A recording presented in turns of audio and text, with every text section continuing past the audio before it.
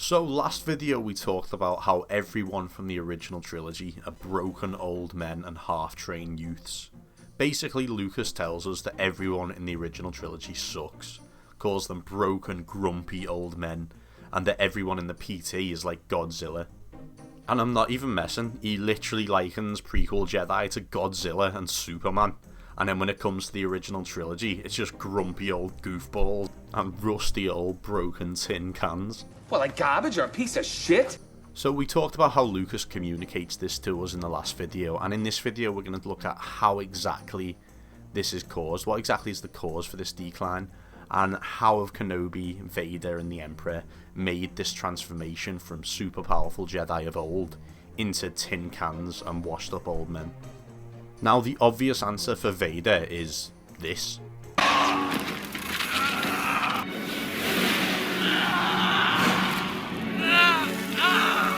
Now, living force energy flows through midichlorians found in living tissue. Vader loses that tissue, so his ability to draw on his inner power is greatly diminished. Lord Vader was a broken shadow of his former self. Now I'll quickly explain the importance and relevance of Anakin's inner power. Balance is brought to the Force through controlling all of its energies at a point where all of the Force converges, as seen on Mortis, where the entire Force exists in one place. Thus can all be controlled and shaped from that place. So much like Mortis, the Chosen One is also a point of central convergence, where all of the Force can be controlled, and that's the significance of the Chosen One, that's the purpose of Anakin. That's how and why he can bring balance to the Force. He can control all of those energies within him and balance the entire Force. I talked about this here. This convergence power is the power within the Chosen One. It's the power that the Son seeks in order to unlock his full potential. And that's why the Son says, by bringing the Chosen One here, you've showed me my potential. By bringing the Chosen One here, you've shown me my potential. You've only yourself to blame. And then Pablo Hidalgo clarifies what this means in the Secrets Revealed in 3D book, which says that Anakin is the key to unlocking the Son's full potential. Now, see the Son as the dark side itself. It's all symbolism, right? The Chosen One unlocks the dark side's full potential because he unlocks the Son's full potential. It's all a metaphor, the Son is the dark side. Anakin unlocks the dark side's full potential, which is why the Son is told to hurry up and get to the Chosen One before Palpatine does. Disciples of the dark side, intent on its supremacy. It has been foreseen that one lives who will control the universe. Where? They say a foreseen one will control everything and achieve dark side supremacy, and they say he's going to do this through using the Chosen One, and that's why the Chosen One is the key, and that's why the Son needs to get to the Chosen One. The Chosen One is the key. He who controls Skywalker will control everything. We tell you this to guarantee your success. He is the key to everything. Essentially, the Chosen One allows the Son to go beyond simply just one side of the Force. So by corrupting the Chosen One, he can corrupt both sides, because of course the Chosen One is a convergence of all the Force's energies, like Mortis. So it's essentially like turning the Father to the dark side, and that's what turning the Chosen One to the dark side is essentially like doing. And so this is how the Chosen One unlocks the dark side's full potential, because when the Chosen One goes fully dark, the entire Force goes fully dark. So it's like turning the Father to the dark side, essentially. And remember, everything on Mortis is symbolic of concepts from the movies. This is all spiritual, this is all metaphor, this is all symbolic in some way. Many things in this arc of stories is a metaphor. Everything is symbolic of everything that takes place in all 6 Star Wars films. So when Palpatine turns Anakin to the dark side, he unlocks, that's the moment where he unlocks the dark side's full potential. The full potential of the dark side is unlocked through Anakin. And we talked about this here, about the bond between master and apprentice that allows the master to feed on his apprentice's living force energies. And this is seen with Talzin, Mother Talzin, in The Disappeared Part 2, when she seeks to harvest Queen Julia's living force energy for herself. As a Bartoti, you possess a strong connection to the living force. A connection that will now be mine. And this is said on StarWars.com to be commentary on what Sidious wants to do with Anakin's living force power, foreshadowing of course what happens later in Revenge of the Sith. So the source of Palpatine's power is the Chosen One. That's why corrupting the Chosen One is his ultimate goal. Anakin unlocks the full power of the dark side for Palpatine, and it's that power that Palpatine feeds on that gets diminished when Vader gets chopped up on Mustafar. So they have the same powers, and those powers are diminished. Lucas tells us directly that the powers the Emperor has are diminished.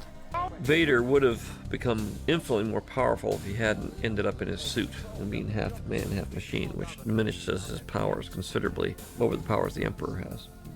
It's the power that Palpatine feeds on that unlocks the power of the dark side for Palpatine that gets diminished when Vader gets chopped up on Mustafar. So they have the same powers, and it's all diminished with the crippling of Vader.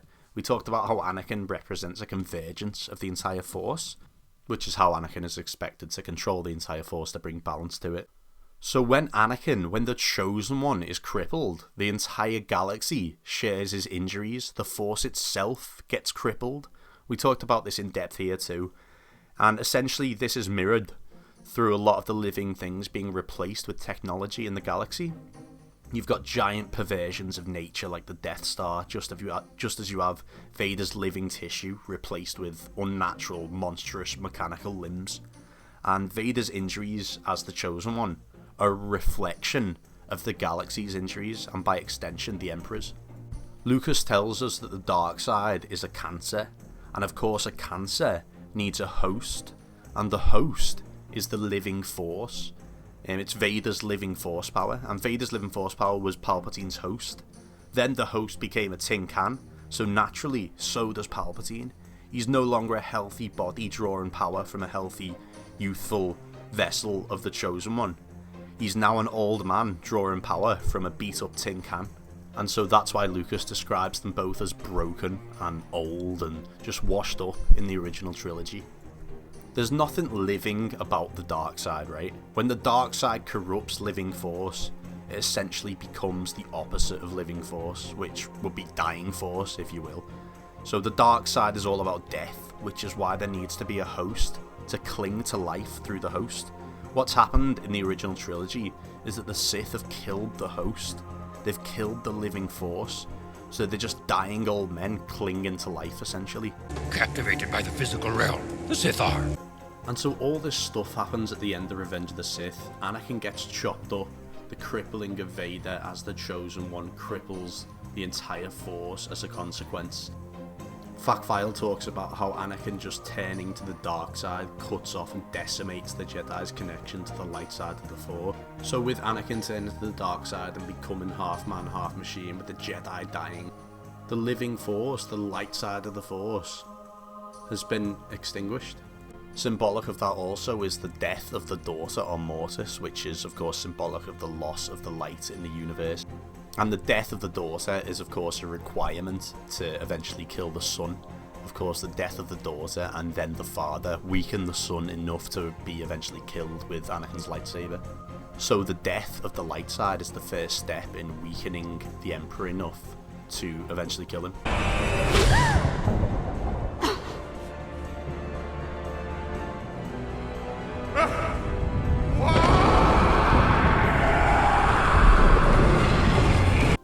And it's ironic because it's the Sith that kill the Jedi, it's the Sith that extinguish the light side from the universe. It's also the son, it's the dark side that kills the light side, it's the son that kills the daughter, and then he's regretful, and of course that's what later leads, that's a requirement for their demise.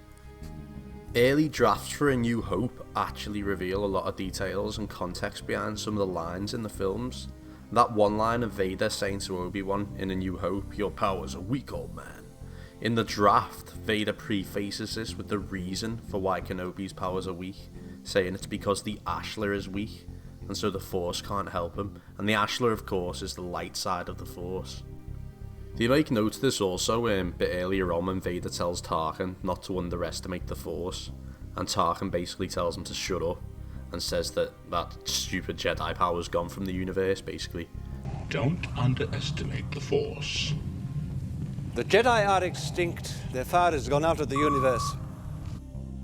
And we see this trope a lot in science fiction or fantasy, namely Game of Thrones, where you've got these rumours of old times when magic existed in the world, but such times are long gone. And it's the same thing with the Force and the Dark Times in the original trilogy. The Force has largely gone from the universe, and everyone suffers for it, and thus are broken and weak. And that's all an analogue, of course, just for real life and religion, and the loss of religion and how the soul's largely gone out of the world with the loss of religion. And again, like in Star Wars, you've got giant perversions of nature, you've got machines. Nothing's built for beauty or built with passion, it's built to be sustainable and profitable. All that sort of stuff, it's all just an analogue for that kind of modern world and the loss of religion. And of course, George Lucas has said many times, the Force is meant to be like an analogue for God and nature and, the circular life and the way things are meant to be and all that type of stuff. And of course, that's what it is in the Dark Times. It's the loss of all of that. Han Solo doesn't believe in the Force. No one believes in the Force in A New Hope. It's seen as like a mythical sort of old ancient time sort of thing that didn't help anyone, and there's just death everywhere. Everything's surrounded by death and the opposite of living Force energy. So yeah, there's no host, there is no life, it's just death, so everyone's weak. Lucas tells us that without the Force, which he calls the fuel or the host, he says everything will fall apart. And this is what he says is now largely gone from the universe, so everything is falling apart, and this is why the original trilogy guys are described as broken and weak. The very power source of these Force users has gone out of the galaxy. Obi-Wan reached out to the Force to find him, but met only the thin stirring of a barren world. It was strange to live in a galaxy now that had no Jedi in it. He hadn't realized that he had once felt a humming presence, alive with the Force ability of his fellow Jedi. It had fed him, and he hadn't even known it. How had it happened? Had Palpatine's alliance with Vader been brought about by the death of the Chosen One? Had Vader, Darth Vader, killed Anakin Skywalker? Had he struck a deal with Palpatine beforehand, promising Palpatine unlimited power in exchange for sanctioning Vader's murder of the Chosen One and the elimination of the Jedi, thus tipping the galaxy fully to the dark side? Was it any wonder, then, that beings were fleeing for the far-flung reaches of known space? And was it any wonder that Shrine had lacked the strength to alter the course of Vader's lightsaber? He had thought of his diminished abilities as a personal failure, owing to the fact that he had lost his faith in the Jedi Order, allowed his two Padawans to die, grown thought-bound, when in fact it was the Force, as the Jedi had known it, that had been defeated. The flame extinguished. The fire has gone out of the universe. So this is Lucas telling us the very thing that he says the dark side relies on for a host. He says it's dying out, and essentially it's just death that remains. And people like to act as if Lucas's comments about Vader and the original trilogy guys are invalid. And apart from the fact that Lucas's word holds nigh absolute authority in Star Wars, it's a canonical tier that's put at the top explicitly. Aside from that, we have it mapped out and detailed. We have an explanation of why this has happened and why this is true, why these guys have become old cripples. And it's all about the fundamentals, about how the Force works and the source of our character's power. Everyone who has power in Star Wars gets it from the Force. A Jedi's strength flows from the Force. But the issue in the original trilogy is an external issue. It's an issue with the Force itself. The Force is dead, so naturally those Force-using characters get a lot weaker, and it's Luke's job after Return of the Jedi to build back that living Force and sort of spread that light back to how it used to be, and make it as bright as it used to be, make that light as bright as possible, because after all, we close up in the Dark Times, there's no light left, and that's why it's called the Dark Times, and that's why it was the golden age of the Jedi, back in the day, when they talk about the prequel trilogy. Light is a tangible thing that's created by Jedi in the galaxy, and of course it's all sucked out of the galaxy when the Jedi die. There have been hundreds of thousands of Jedi. Hundreds of thousands of Jedi feeding the light with each work of their hands, with each breath, with every beat of their hearts, bringing justice, building civil society, radiating peace, acting out of selfless love for all living things. And in all those 1,000 years, there have been only 2 Sith at any time. Only 2. Jedi create light, but the Sith do not create darkness. They merely use the darkness that is always there, that has always been there. I've talked about this here, about the web of power, and how force energy flows, the living force flows, so that might make this make a little bit more sense if you're still wondering, got some questions there. But yeah, that's why the characters in the original trilogy have gone from super overpowered supermen, akin to Godzilla, to weak old cripples that any Jedi could wipe their ass with. It was very important in the beginning here of the film to establish that the Jedi were invincible. I've kind of reversed the classic monster coming through the door motif, where you make it where the aliens and the droids and all the villains are faced with these two sort of invincible creatures, Jedi Godzillas that nothing can stop. Because we'd actually never seen real Jedis at work. We'd only seen, old men and crippled half droid, half men, and young boys that had learned from these people. So to see a Jedi fighting in the prime of the Jedi, I wanted it to be a much more energetic and faster version of what we've been doing. Two sort of invincible creatures, Jedi Godzillas that nothing can stop. And I've seen people saying, oh, you're trying to spin some narrative about Vader sucking, and you're just trying to spin your own narrative. What?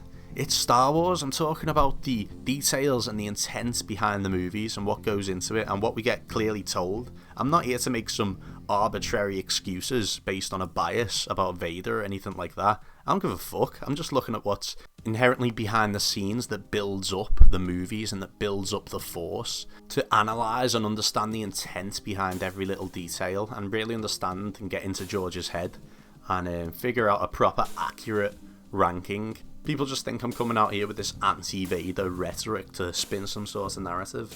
I'm just looking at what Lucas tells us, guys. I really don't care about narrative spinning. And the amount of arbitrary excuses I see that are just so unfaithful, that people use to try and wriggle out of these Lucas comments. Why don't you look into the Lucas comments and figure out why he says that, and the details building into that, and what makes up that stance? Like we've done here, essentially, it's a weakness in the Force itself. And if people just stopped trying to make arbitrary excuses and looked into the reasons why, it'd make a lot more sense, and you wouldn't see it as some sort of outlier statement. So it's just all about understanding the bigger picture. And it is clear that Vader and the Emperor do grow more powerful in certain ways. For example, Vader is getting more and more dark side, so the dark side is getting stronger, but the loss of the living Force makes the people, the wielders of the dark side, weaker. So although the dark side might be getting stronger, your ability to use that, your ability to live, is all just gone because you've killed the host. So ultimately there's not really any point to that power. So that's the flaw of the guys in the original trilogy. And again, it's all mirrored on Mortis and confirmed to us on Mortis. The death of the daughter strengthens the dark side but makes the son weaker. So the dark side is getting stronger, but its wielders are not, because there's nothing left. And that's the ultimate trap, the flaw of the dark side, is that it eventually all just leads to death, and there's no point. And I think people's inflated view of Vader and his power really diminishes and abstracts the message behind Vader, is that he is someone who's lost everything, and the dark side ultimately is a means to no end. So if you enjoyed this video, if you like what's going on, all the contents here, leave a like, share, subscribe, and I'll see you in a bit.